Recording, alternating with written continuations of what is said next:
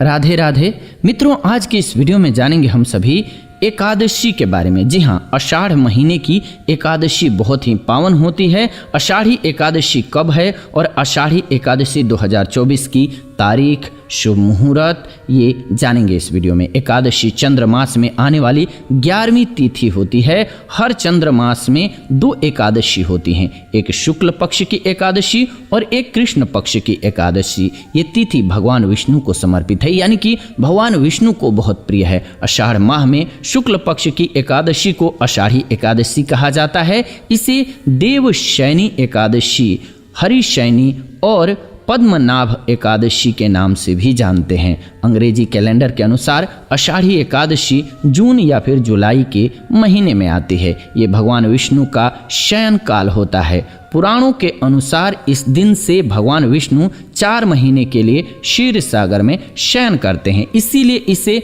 हरिशयनी एकादशी कहा जाता है। इसी दिन से चतुर्मास प्रारंभ हो जाता है। आषाढ़ी एकादशी की पूजा की विधि क्या है, तारीख और मुहूर्त तो आपको बताएंगे, लेकिन एक बार प्रेम से बोलिए विष्णु भगवान की जय और कमेंट में लिख दीजिए ओम नमो भगवते वासुदेवाय, लक्ष्मी माता की जय, क्योंकि इनकी अर्धांगिनी है माता लक्ष्मी का ध्यान एक बार कीजिए। और चलिए जानते हैं पूजा की विधि। एकादशी तिथि पर भगवान विष्णु की आराधना की जाती है। आषाढ़ी एकादशी या फिर देवशयनी एकादशी पर भगवान विष्णु का शयन प्रारंभ होने से पहले विधि विधान से पूजन करने का बहुत महत्व होता है। इस दिन श्रद्धालु व्रत रख करके भगवान विष्णु की पूजा करते हैं। वे श्रद्धालु जो देवशयनी एकादशी का व्रत रखते हैं उन्हें प्रातः काल उठ करके स्नान ध्यान करना चाहिए, यानी कि आप अगर ये व्रत रखना चाहते हैं तो सुबह सुबह उठ करके स्नान ध्यान कीजिए। पूजा स्थल को साफ करने के बाद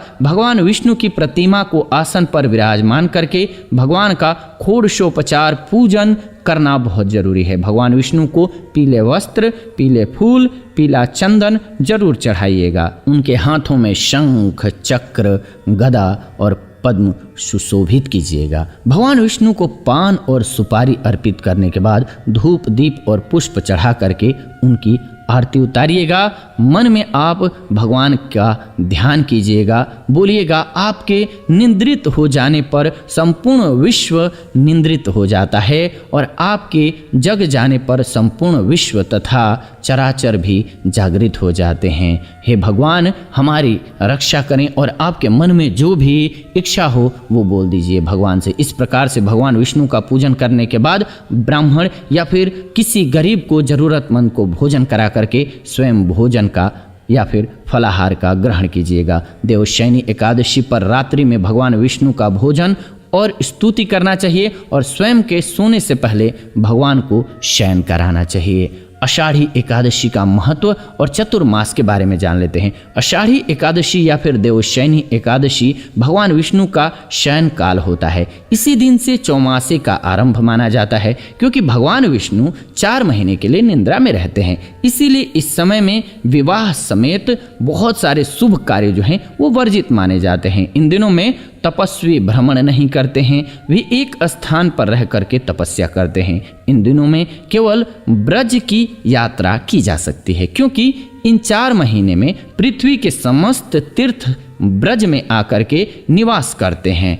आषाढ़ी एकादशी के 4 महीने बाद भगवान विष्णु निद्रा से जगते हैं। इस तिथि को प्रबोधिनी एकादशी या फिर देव उठनी एकादशी के नाम से जानते हैं। उसकी कथा भी आपको हम जरूर श्रवण कराएंगे, लेकिन अभी तो प्रेम से एक बार बोल दीजिए कमेंट में ओम नमो भगवते वासुदेवाय, लक्ष्मी माता की जय। आप सभी उम्मीद है कि वीडियो को हमारे पसंद करते हैं, तो कमेंट करके जरूर बताइएगा कि आपको हमारा वीडियो कैसा लगता है। चतुर्मास में क्या करना चाहिए और क्या नहीं करना चाहिए। जी हाँ, मधुर स्वर के लिए गुड़ नहीं खाना चाहिए। जी हाँ, चतुर्मास के दौरान आपको गुड़ का त्याग कर देना चाहिए। दीर्घायु या फिर पुत्र पौत्रादि की प्राप्ति के लिए तेल का त्याग कर दीजिए। वंश वृद्धि के लिए नियमित रूप से दूध का सेवन कीजिए। पलंग पर शयन मत कीजिएगा। शहद, मूली, परवल और बैंगन नहीं खाना चाहिए। किसी अन्य के द्वारा दिया गया दही, चावल नहीं खाना चाहिए, यानी कि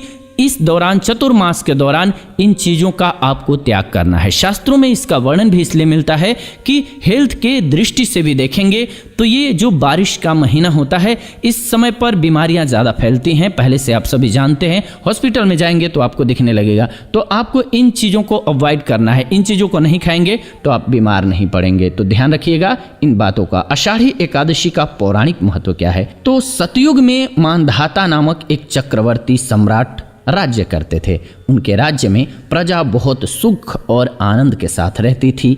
एक समय राज्य में लगातार 3 वर्ष तक बारिश नहीं होने से भयंकर अकाल पड़ गया।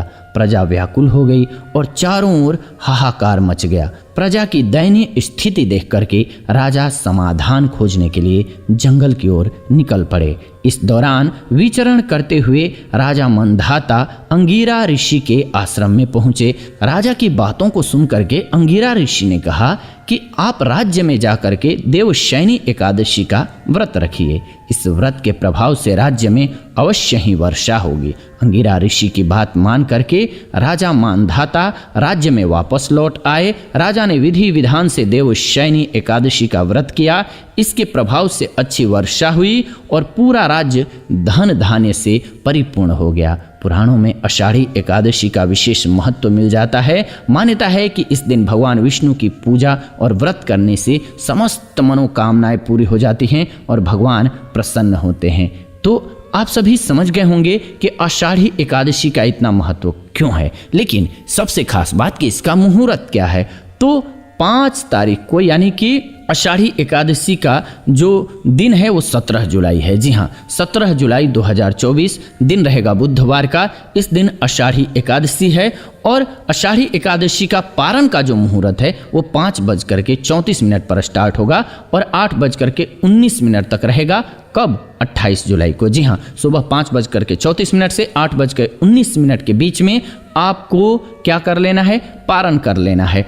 और एकादशी के दिन चावल त्याग दिया जाता है। चावल न खाना चाहिए, ना ही बनाना चाहिए। घर में भी किसी को चावल नहीं देना चाहिए। तो उम्मीद है कि आपको ये वीडियो अच्छी लगी होगी। आप देख रहे हैं जीवन जीने की कला स्पिरिचुअल चैनल। मैं सोनू आप सभी से इस वीडियो से विदा लेता हूं, लेकिन ऐसी ही नई वीडियो के साथ आप सभी से जुड़ूंगा, इस प्रॉमिस के साथ जाता हूं। उम्मीद है कि वीडियो बहुत पसंद आई होगी। ऐसी नई वीडियोज के लिए चैनल को सब्सक्राइब कर लीजिए, बेल नोटिफिकेशन को ऑन कर लीजिए ताकि नई वीडियो जब भी लाएं नोटिफिकेशन आपको सबसे पहले मिले।